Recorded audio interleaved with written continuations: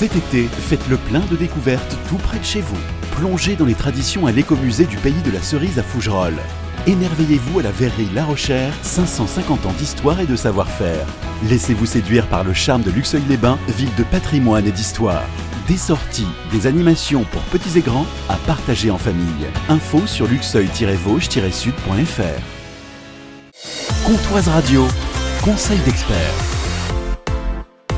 Bonjour Joanne Théron.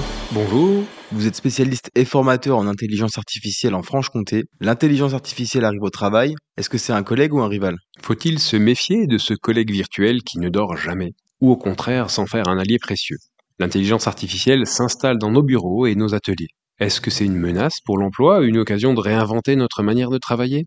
Prenons un exemple concret. Un artisan peut demander à une IA de rédiger une réponse à un client, de mettre en forme un devis ou même de trouver des idées pour améliorer sa communication en ligne. Un enseignant peut s'en servir pour générer des quiz ou corriger des copies. Dans ces cas-là, l'IA vient en soutien, soulageant les tâches répétitives et laissant plus de temps pour le cœur du métier. Mais cette transformation suscite aussi des inquiétudes. Certains métiers pourraient être partiellement automatisés et cela crée un besoin urgent d'adaptation. Pour que l'IA soit un outil et non un concurrent, il faut se former, comprendre comment l'utiliser intelligemment et surtout se positionner là où la machine ne pourra jamais remplacer l'humain. La relation, l'intuition, la créativité.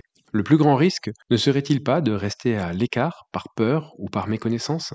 Car pendant que certains redoutent l'arrivée de l'IA, d'autres s'en servent déjà au quotidien pour gagner en efficacité, en liberté ou en qualité de vie au travail. En résumé, l'IA ne prendra pas forcément votre place, mais elle pourrait la transformer. Et si on l'envisageait comme un nouveau collègue, un peu maladroit parfois, mais toujours volontaire, avec qui apprendre à travailler, main dans la main. Merci Joanne Théron, spécialiste et formateur en intelligence artificielle en Franche-Comté.